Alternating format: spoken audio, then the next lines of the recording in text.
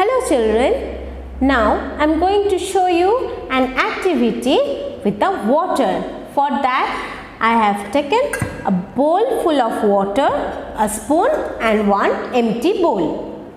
Now what you have to do? You have to pour water from this bowl into this empty bowl using this spoon, but you make sure you should not spill any water on the table. Now how will you hold the spoon? You have to hold the spoon by using these three fingers, thumb, index and middle finger.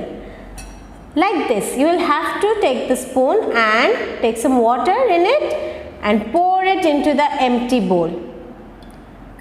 Keep repeating this exercise until you finish all the water from this bowl into the bigger one. Okay?